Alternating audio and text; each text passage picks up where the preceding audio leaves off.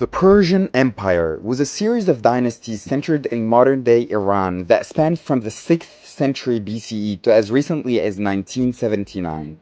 The first one, called the Achaemenid Empire, emerged around 550 BCE when Cyrus the Great, the leader of a nomadic tribe in the region of Persis, began to defeat nearby kingdoms including Media, Lydia, and Babylon. Lydia is considered the first region to manufacture coins that could be used as currency, which is one of the most important developments in human history.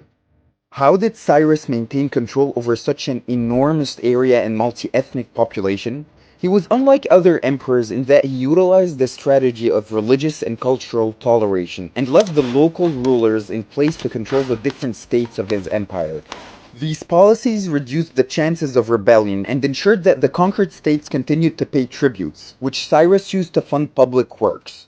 Also, in addition to the establishment of a large professional army, the Achaemenids developed the first postal service in history, which allowed efficient communication throughout the empire. Cyrus was probably a follower of Zoroastrianism, one of the world's oldest monotheistic religions, which served as the ancient Persian state religion for more than a millennium till the Muslim conquest. The unique historical features of Zoroastrianism, such as monotheism, messianism, judgment after death, and heaven and hell, may have influenced many other religions. Cyrus' son Cambyses II conquered Egypt and was succeeded by Darius, who grew the Achaemenid Empire to become the largest of the ancient world. He introduced reforms such as standard currency and satraps, provincial governors that he appointed himself to maintain control over smaller regions of the empire. These were linked through a system of impressive highways that allowed for the speedy transmission of information across the empire. Darius the Great also established a multilingual inscription in 3 different cuneiform script languages, which was critical to their decipherment. The increased wealth and power of the empire allowed Darius to initiate the construction of royal buildings at Susa, as well as the creation of a new capital city called Persepolis.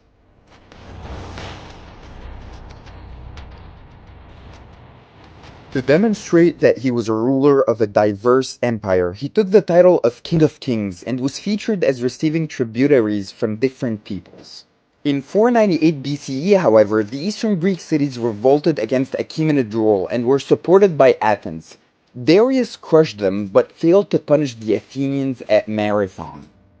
Although the enormous army of his son Xerxes defeated the Spartans and was able to sack Athens, the Second Persian invasion of Greece ultimately failed. It depleted the empire's funds, led to heavier taxation among its subjects, and marked its decline. After 200 years of existence as a global hub of culture, art, and technology, the Achaemenid dynasty fell to Alexander the Great of Macedon, who was an admirer of Persian civilization and even took on Persian customs. Following his death, one of his generals, Seleucus, gained control of much of the Persian territory. The Iranian elites reclaimed power by the 2nd century BCE under the Parthian Empire, which was the arch-enemy of the Roman Empire and limited its eastward expansion. Frequent civil wars brought an end to it as the Sasanian Empire rose and endured for over 4 centuries. It set out to restore the legacy of the Achaemenid Empire by expanding Iran's dominions and revitalizing Zoroastrianism. Most of its lifespan was, however, overshadowed by the frequent Byzantine-Sasanian wars, which were part of the Roman-Persian Wars. The war-exhausted Persians lost against the Muslim Arabs at the Battle of Al-Qadisiyah, which was a turning point in Iranian history. Although Zoroastrianism gradually declined, many aspects of Persian civilization were absorbed and greatly influenced the new Islamic culture. Iran suffered particularly hard during the late Middle Ages due to many invasions of nomadic tribes, including the Seljuks, Mongols, and Timurids. It was reunified as an independent state in 1501 by the Safavid dynasty, which set Shia Islam as the empire's official religion, marking one of the most important turning points in the history of Islam. Safavid Iran rose again as a world power that rivaled the Ottomans for hundreds of years, and then lost many of its territories to the emerging Russian Empire at the beginning of the 19th century. Iran had been a monarchy for about 500 years until the 1979 revolution, when it officially became an Islamic republic.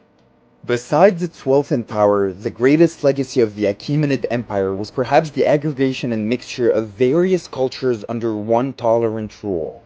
The empire also set the tone for the politics, heritage, and history of modern Iran.